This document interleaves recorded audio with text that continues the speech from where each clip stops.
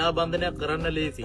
කරනවා වගේ නෙමෙයි. මේකේ ප්‍රතිවිපාක ගොඩක් වැඩි. එතකොට මේ ප්‍රතිවිපාක ගැන හිතන්න නැතුව මේව කරන්න එපා. කරනවා නම් අනිවාර්යයෙන්ම හිත ගන්න. පිරිමින්ගේ හිත ගන්න. ඒ වගේම තාත්තේ තව ලොකුම දේ තමයි මේ අර දෙමාපියෝ දරුවන්ගේ හිත ගන්න නේද තාත්තේ අර මේ වර්තමානයේ ගොඩක් අර ගෑස්ටික් කියලා උඩට එන්නේ ඒ බඩ පුරව දාලා.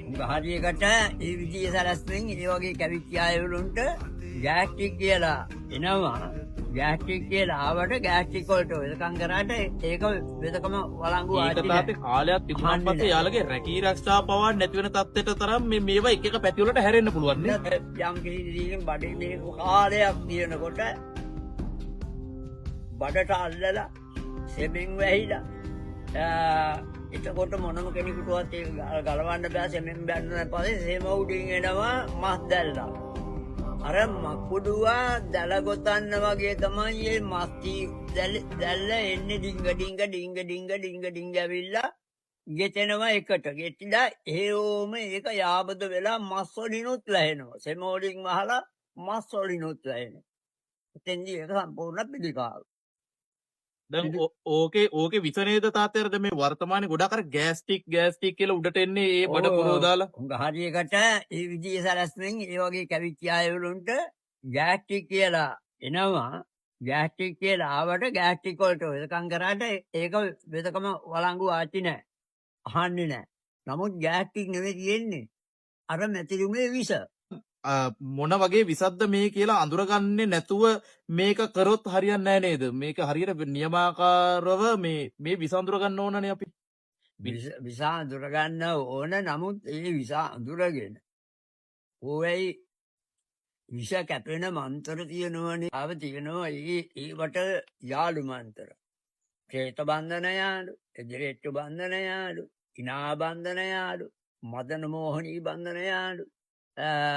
ඒ වගේ යාළු මන්තර අපි ගාව තියෙනෝනේ කොච්චරවත් ඒවා. එතකොට අපිට අර විසක් මෙහෙමයි කියලා කිව්වම් පස්සේ අපි අර ඒ යාළු මන්තර මොකෙන් නැතිරුවත් ශරීරයට විසක් නෑ. ඒ මොන හරි තියෙන විස හේරුගෙම අර මන්තර වලටත් එක්කම මේක ඇදිලා එනවා. ওই ටික මතුරුලා කබඩ මේ මතුරුනකොට. නමුත් මේ යාළු මන්තර විතරක් මතරිල්ල නෙවෙයි නැතිරුම් දෝෂ වලට මතුරන්නත් තව මන්තර ගණනාවක් තියෙනවා. ඒවා ගලබල ගන්න හැක් මන්තර.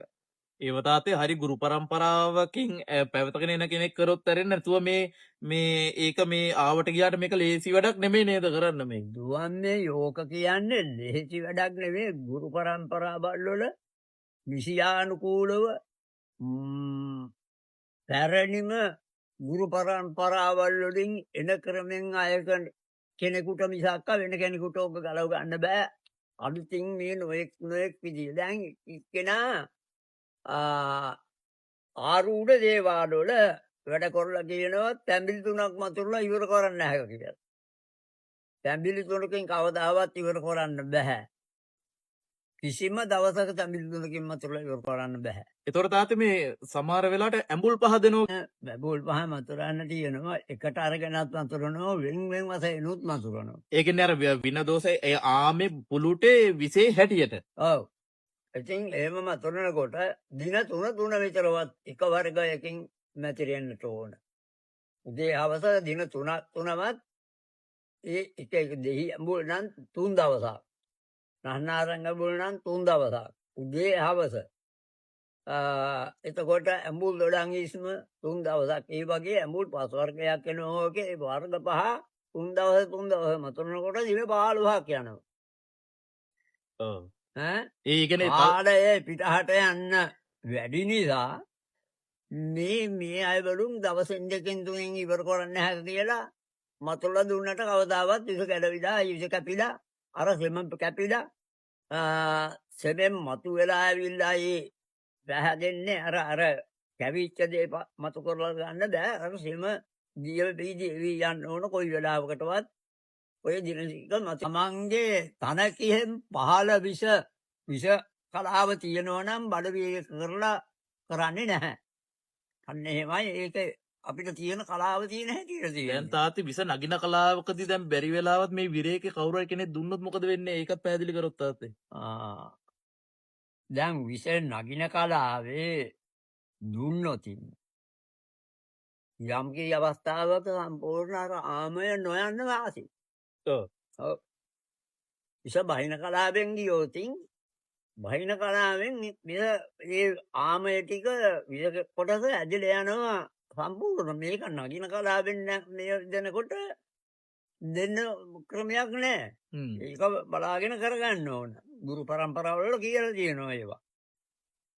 දැන් තාත්තේ මේ ඉනා බන්ධන දැන් බඩි විරේක කරනවනේ බෑ අපි මතුරුලා ඔක්කොම විස මරලා ඒ බඩි විරේක කරන වෙලාවෙදිත් මේ මෙයාට තනිකම් දෝෂයක් ආවොත් ඒ දිස්ති බලපානවනේ එහෙමුණොත් මේ බලපානවා. බඩ ඒක වෙන වෙලාවට තනිකම් දෝෂවලදී තනි කරගන්නවා විනාඩියයි. ඒ මිනිසයාට යම් කිසි විදියකින් ඉවරයක් නැති බඩ යනවා. වැටලා පැත්ත ගහිලා තියෙද්දිම බඩ විරේක වෙනවා. එහෙම ඇඟි. ඒ විදියට කරනවා. ඉතින් ඒවට බලාගෙන අනිත් ගමන ඊට සුදුසු ක්‍රමවල යොදලා ගන්න තමන් දැනගන්න ඕන. මේක තනිකමක් වෙලාය කියලා දැනගෙන ඊට සුදුසු ක්‍රමයක් යොදන්න වෙනවා. අදුරුකම් පන්තියෙන් වැඩක් කරන්න වෙනවා ඒකට. එතෙන්දී අර විරේක නවතිනවා. අන්න ඒකයි දැන් අපි කියන්නේ දැන් අපි මේ සාකච්ඡාවට ප්‍රධාන වශයෙන් හේතුනේ මේක අපි මේ අපේ ජනතාවට දැනගන්න තියන්න ඕන. මොකද මේ ඉනා බන්ධනයක් කරන්න ලේසි. කරනවා වගේ නෙමෙයි. ඒකේ ප්‍රතිවිපාක ගොඩක් වැඩි. එතකොට මේ ප්‍රතිවිපාක ගැන හිතන්න නැතුව මේව කරන්න එපා. කරනවා නම් අනිවාර්යයෙන්ම මේක ගුරු උපදෙස් ඇතුව මේ දේවල් කරන්න.